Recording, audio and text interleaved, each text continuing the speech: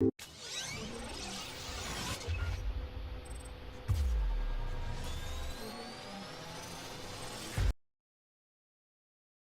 Everyone, once again എല്ലാവർക്കും tech മാനിയാക്കിലേക്ക് സ്വാഗതം. ഒരു വലിയ ഇടവേളയ്ക്ക് ശേഷമാണ് നമ്മൾ വീണ്ടും ഒരു വീഡിയോ ചെയ്യുന്നത്. എല്ലാവർക്കും ഇൻട്രസ്റ്റിംഗ് ആയിട്ടുള്ള ഡാർക്ക് വെബ് എന്നൊരു സബ്ജക്റ്റാണ് നമ്മൾ ഇൻസൾട്ട് ചെയ്തിരിക്കുന്നത്. ഡാർക്ക് വെബിനെ കുറിച്ച് ഞാൻ ഇതിനു മുമ്പ് ഒരു വീഡിയോ ചെയ്തത് വളരെയേറെ ആളുകൾ കണ്ടിരുന്നു. എന്നാൽ പിന്നീട് അതിനെക്കുറിച്ച് കൂടുതൽ കണ്ടൻസ് എനിക്ക് എന്ന് ആഡ് ചെയ്യാൻ കഴിഞ്ഞിരുന്നില്ല. എന്നാൽ ഇപ്പോൾ ഡാർക്ക് വെബിനെക്കുറിച്ച് നിങ്ങൾ അറിയേണ്ട കൂടുതൽ കാര്യങ്ങൾ, എങ്ങനെ ഡാർക്ക് വെബിൽ സുരക്ഷിതമായി നമുക്ക് ആക്സസ് ചെയ്യാം, ഡാർക്ക് വെബിൽ എന്തൊക്കെ ചെയ്യാൻ പറ്റും, എങ്ങനെ ചെയ്താലാണ് നമുക്ക് നമ്മുടെ പ്രൈവസി കീപ്പ് ചെയ്യാൻ കഴിയുക, ഡാർക്ക് വെബിൽ നമ്മൾ അറിയേണ്ട കാര്യങ്ങൾ ഇനി എന്തൊക്കെയാണ്, വെപ്പൺസ്, ഡ്രഗ് അല്ലെങ്കിൽ ഒരാളെ കൊല്ലുവാൻ പോലും ഡാർക്ക് വെബ് ഇപ്പോൾ വളരെയേറെ ആളുകൾ ഉപയോഗിക്കുന്നുണ്ട്. എന്നാൽ നമ്മളെപ്പോൾ സാധാരണക്കാർക്ക് ഡാർക്ക് വെബ് ഒരു പ്രൈവസി അല്ലെങ്കിൽ നമ്മുടെ ഒരു വിവരങ്ങൾ ചോരാതെ കൃത്യമായി സുരക്ഷിതമായി ഉപയോഗിക്കുവാൻ വേണ്ടി നമുക്ക് ഉപയോഗിക്കാം. അപ്പോൾ കൂടുതൽ ബോറടിപ്പിക്കുന്നില്ല, നമുക്ക് നമ്മുടെ വീഡിയോയിലേക്ക് കിടക്കാം. മുമ്പ് ഞാൻ പറഞ്ഞിട്ടുണ്ട്, ടോർ ബ്രൗസർ എന്നൊരു ബ്രൗസർ ഉപയോഗിച്ച് നമുക്ക് ഡാർക്ക് വെബിൽ ആക്സസ് ചെയ്യാൻ കഴിയുമെന്ന്. ഈ കാണുന്ന ഒരു ഇമേജ്, ഇതിൽ നിങ്ങൾക്ക് കാണാം ഒരു മഞ്ഞുമല. അതിൽ ഏറ്റവും മുകളിലായി സേഫായിട്ടുള്ള കുറച്ച് ബ്രൗസേഴ്സ്, സേഫായിട്ടുള്ള കുറച്ച് വെബ്സൈറ്റുകൾ. ഇതിന് നമ്മൾ സർഫേസ് വെബ് എന്നാണ് പറയുക. അതിന് താഴെയായി ഡീപ്പ് വെബ്, അതിന് താഴെയാണ് ഡാർക്ക് വെബ്. സോ നമുക്ക് വേണ്ടത് ഡാർക്ക് വെബ് എന്താണെന്നുള്ള ഇൻഫർമേഷനാണ്. അതിന് മുമ്പായി എന്താണ് സർഫേസ് വെബ്, എന്താണ് ഡീപ്പ് വെബ് എന്ന് ഞാൻ ജസ്റ്റ് ഒന്ന് പറഞ്ഞുതരാം. ഒരു സമുദ്രത്തിൽ മുങ്ങിക്കിടക്കുന്ന മഞ്ഞുമല നമുക്കതിൻ്റെ മുകൾ ഭാഗമേ കാണുകയുള്ളൂ. അതുപോലെയാണ് നമ്മുടെ ഇൻ്റർനെറ്റും. നമ്മൾ കാണുന്ന അല്ലെങ്കിൽ നമ്മൾ ഉപയോഗിക്കുന്ന ഈ ഒരു സർഫേസ്, അതിനെയാണ് സർഫേസ് വെബ് എന്ന് പറയുന്നത്. നമ്മൾ സുരക്ഷിതമായി ഉപയോഗിക്കുന്ന ബാങ്കിങ് വെബ്സൈറ്റുകൾ അല്ലെങ്കിൽ സോഷ്യൽ മീഡിയ, യൂട്യൂബ്, അങ്ങനെ പല ചാനലുകൾ അല്ലെങ്കിൽ ന്യൂസ് ചാനൽ, ഇവയെല്ലാം ഗവൺമെൻറ് അപ്രൂവ് ചെയ്തതാണ്. അതിൽ തെറ്റായ ഒന്നും ചെയ്യുന്നില്ല. അവർ ചെയ്യുന്ന കാര്യങ്ങളെല്ലാം ലീഗലാണ്. ഇതുകൊണ്ടെല്ലാം ഇത്തരത്തിലുള്ള വെബ്സൈറ്റുകളെല്ലാം, സെർച്ച് എഞ്ചിനുകൾ, ന്യൂസ് ചാനലുകളെല്ലാം സർഫേസ് വെബിൽ വരും. അതായത് ഈ ഒരു വെബിൽ വരുന്ന കണ്ടൻസ് എല്ലാം സുരക്ഷിതമാണ്. അവർ ഒരു തരത്തിലുള്ള ഇല്ലീഗൽ ആക്ടിവിറ്റീസിലും ഏർപ്പെടുന്നില്ല.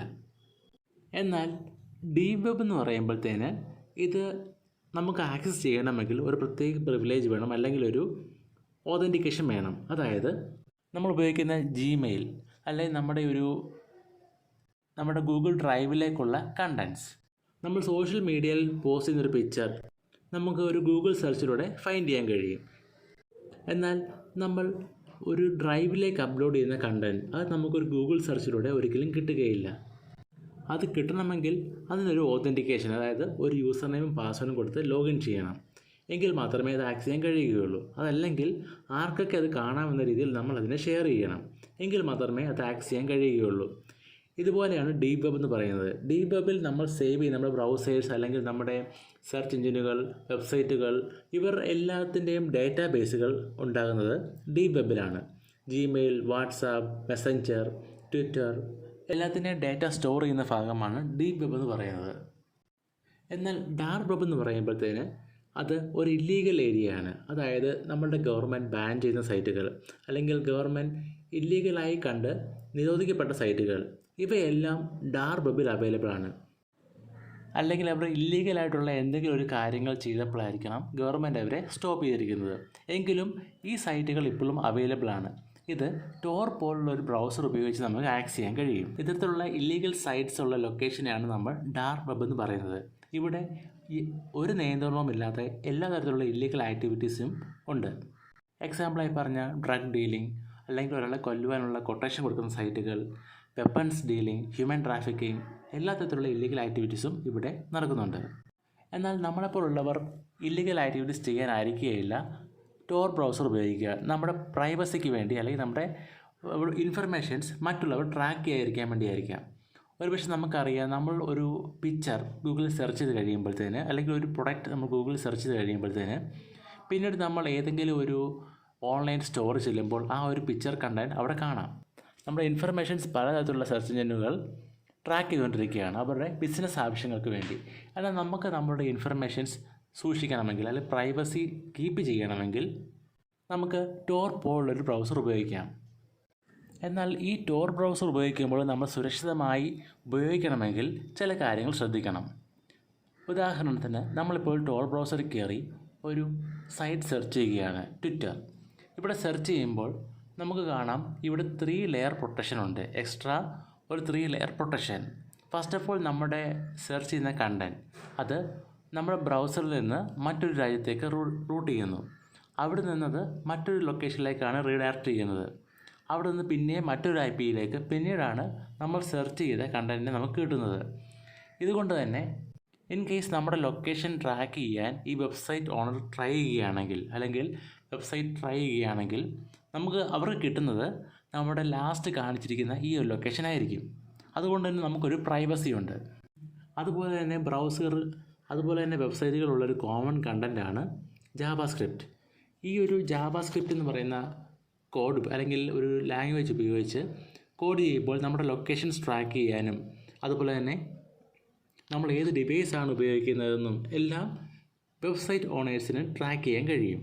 അല്ലെങ്കിൽ നമ്മുടെ കുക്കീസോ നമ്മുടെ ബ്രൗസർ ഹിസ്റ്ററിയോ ഉൾപ്പെടെയെല്ലാം മോഷ്ടിക്കാൻ പോലും ഒരു മലീഷ്യസ് ആയിട്ടുള്ള കണ്ടൻറ്റുള്ള ജാവാസ്ക്രിപ്റ്റിന് പറ്റും. നമ്മൾ ടോർ ബ്രൗസറിൽ നമ്മുടെ ജാവാസ്ക്രിപ്റ്റ് ഡിസേബിൾ ചെയ്തിടുക. ഇത് മാത്രം പോരാ, നമ്മൾ ഇതിനായി ഒരു പ്രത്യേക OS കൂടി ഉപയോഗിക്കുകയാണ്. നമ്മൾ മാക്കിലോ വിൻഡോസിലോ ലിനക്സിലോ ആൻഡ്രോയിഡിലോ എവിടെ ടോർ ഉപയോഗിച്ചാലും അത് സേഫാണ് എന്ന് കരുതരുത്. കാര്യം നമ്മളുടെ ഹാർഡ് ഡിസ്കിൽ നമ്മൾ ടോർ ബ്രൗസർ ഉപയോഗിച്ചതായിട്ടും അതിൽ കുറച്ച് ഇൻഫർമേഷൻസൊക്കെ സേവ് ചെയ്യപ്പെടാം.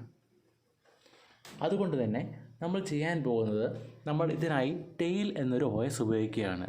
ഈ OS നമുക്ക് ജസ്റ്റ് ഗൂഗിളിൽ സെർച്ച് ചെയ്യുക, ടെയിൽ OS എന്നൊരു സൈറ്റിലേക്ക് നമുക്ക് പോകാം. ഇവിടെ നമുക്ക് ടെയിൽ OS ഡൗൺലോഡ് ചെയ്യാം. ഇവിടെ നിങ്ങൾക്ക് കാണാം വിൻഡോസിനും ആൻഡ്രോയിഡിനും മാക്കിനും എല്ലാമുള്ള OS ഇവിടെ അവൈലബിൾ ആണ്. എന്നാൽ ഇത് നമ്മൾ ഡൗൺലോഡ് ചെയ്ത് നമ്മുടെ VMware മെഷീനിലോ അല്ലെങ്കിൽ നമ്മുടെ ബേസ് മെഷീനിലോ അല്ലെങ്കിൽ നമ്മുടെ ഹാർഡ് ഡിസ്കിലേക്ക് ഡയറക്റ്റായി ഇൻസ്റ്റാൾ ചെയ്താൽ അതിൽ ഒരു സുരക്ഷിതവും ഇല്ല. കാര്യം നമ്മൾ ചെയ്യുന്ന കണ്ടൻറ്റ്സ് എല്ലാം നമ്മുടെ ഹാർഡ് ഡിസ്കിലേക്ക് സേവ് ചെയ്യപ്പെട്ടുകൊണ്ടേയിരിക്കുന്നു. എന്നാൽ ഈ OS നമ്മൾ ചെയ്യാൻ പോകുന്നത് ഒരു പെൻഡ്രൈവിലേക്ക് ബൂട്ട് ചെയ്യപ്പെടും. അതിനുശേഷം ഹാർഡ് ഡിസ്കിന് പകരം നമ്മൾ പെൻഡ്രൈവിൽ നിന്ന് ബൂട്ട് ചെയ്യും. ഇപ്പോൾ നമ്മുടെ കണ്ടൻറ്റ്സ് എല്ലാം പെൻഡ്രൈവിലേക്കാണ് സ്റ്റോർ ചെയ്യപ്പെടുന്നത്. എന്നാൽ പെൻഡ്രൈവ് ഡിസ്കണക്ട് ചെയ്യുന്ന സമയത്ത് ആ കണ്ടൻറ്റ്സ് എല്ലാം അവിടെ നിന്ന് ഇറേസ് ചെയ്യപ്പെടുകയും ചെയ്യും. നിങ്ങൾക്ക് എങ്ങനെയാണ് ഒരു പെൻഡ്രൈവ് ബൂട്ട് ചെയ്യുക എന്ന് അറിയുകയില്ലെങ്കിൽ ഫസ്റ്റ് ഓഫ് ഓൾ നിങ്ങൾ റൂഫസ് എന്നൊരു സോഫ്റ്റ്വെയർ ഡൗൺലോഡ് ചെയ്യുക. ഇത് നമ്മുടെ പെൻഡ്രൈവിലേക്ക് OSനെ ബൂട്ട് ചെയ്യാൻ സഹായിക്കുന്ന ഒരു സോഫ്റ്റ്വെയർ ആണ്. ഇതൊരു 1.3 MBയോ അല്ലെങ്കിൽ 1 MBയിൽ കൂടുതൽ മാത്രമേ ഉള്ളൂ ഇതിൻ്റെ ടോട്ടൽ സൈസ്. ഇത് ജസ്റ്റ് ഡൗൺലോഡ് ചെയ്തതിന് ശേഷം ജസ്റ്റ് ആ റൂഫസ് എന്ന ഫയലിൽ ക്ലിക്ക് ചെയ്യുക. അപ്പോൾ നിങ്ങൾക്ക് ഈ ചെറിയൊരു വിൻഡോ കിട്ടും.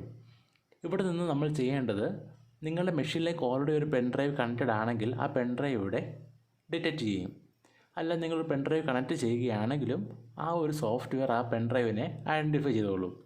ഇനി നിങ്ങൾ ചെയ്യേണ്ടത് നിങ്ങൾ ഡൗൺലോഡ് ചെയ്ത ടെയിൽ OS ഈ ഒരു സോഫ്റ്റ്വെയറിന് കാണിച്ചു കൊടുക്കുക. അതിനുശേഷം സ്റ്റാർട്ട് ക്ലിക്ക് ചെയ്യുക. വളരെ ചുരുങ്ങിയ നേരം കൊണ്ട് തന്നെ നമ്മളുടെ പെൻഡ്രൈവിലേക്ക് OSനെ ബേൺ ചെയ്യും. നിങ്ങൾക്ക് പ്രൈവസി ആവശ്യങ്ങൾക്കായി ഈ ഒരു പെൻഡ്രൈവ് പ്രത്യേകമായി ഇതിന് വേണ്ടി തന്നെ സൂക്ഷിക്കുകയും ചെയ്യാം. ഇനിയിപ്പോൾ നിങ്ങൾക്ക് ആവശ്യം കഴിഞ്ഞതിന് ശേഷം ഈ പെൻഡ്രൈവ് പഴയ പോലെ ഫോർമാറ്റ് ചെയ്ത് ഉപയോഗിക്കുകയും ചെയ്യാം. ഇനി പെൻഡ്രൈവിൽ നിന്ന് OS ബൂട്ട് ചെയ്യുവാനായി നിങ്ങൾ നിങ്ങളുടെ മെഷീൻ ഒന്ന് റീസ്റ്റാർട്ട് ചെയ്യുക.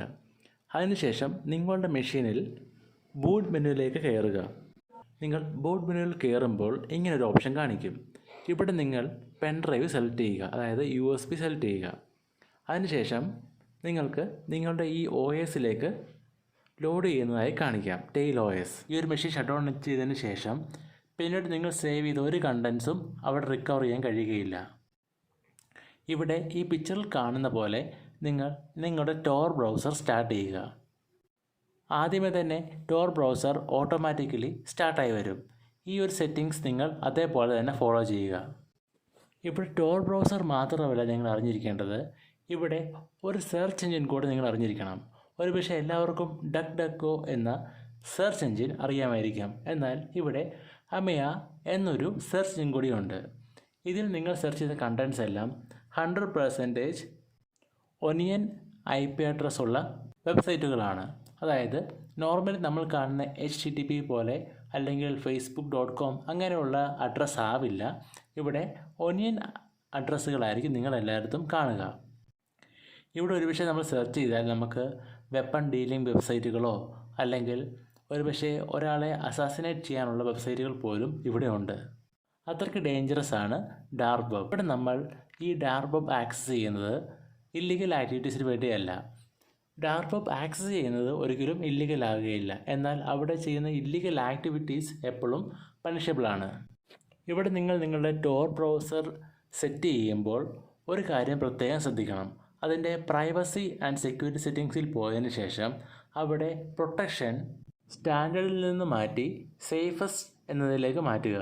എങ്കിൽ മാത്രമേ അത് ടോർ ബ്രൗസർ അതിൻ്റെ പെർഫെക്റ്റ് രീതിയിൽ വർക്ക് ചെയ്യുകയുള്ളൂ. അതുപോലെ തന്നെ എങ്കിൽ കൂടി മാത്രമേ അത് ജാവാസ്ക്രിപ്റ്റ് ഉൾപ്പെടെയുള്ള പല സ്ക്രിപ്റ്റുകളും ബൈ ഡിഫോൾട്ട് ബ്ലോക്ക് ചെയ്യുകയുള്ളൂ. അതുകൊണ്ട് നിങ്ങൾ തീർച്ചയായും ടോർ ബ്രൗസറിൽ ഈ ഒരു സെറ്റിങ്സ് എനേബിൾ ചെയ്യാൻ മറക്കരുത്. അപ്പോൾ എല്ലാവർക്കും ടോർ ബ്രൗസറിനെ കുറിച്ചും അതുപോലെ തന്നെ ഡാർക്ക് വെബിനെ കുറിച്ചുമുള്ള ഈ ഒരു വീഡിയോ ഇഷ്ടപ്പെട്ടു എന്ന് ഞാൻ കരുതുന്നു. അപ്പോൾ ഒരിക്കൽ കൂടി പറഞ്ഞുകൊള്ളട്ടെ, ഡാർക്ക് വെബ് അത് നിങ്ങളുടെ പ്രൈവസിക്ക് വേണ്ടി മാത്രമായി ഉപയോഗിക്കുക. ഇല്ലീഗൽ ആക്ടിവിറ്റീസിന് വേണ്ടി ഡാർക്ക് വെബിനെ ഡിപ്പെൻഡ് ചെയ്യാൻ ശ്രമിക്കാതിരിക്കുക. അപ്പോൾ മറ്റൊരു ഇൻട്രസ്റ്റിംഗ് വീഡിയോയുമായി നമുക്ക് വീണ്ടും കാണാം.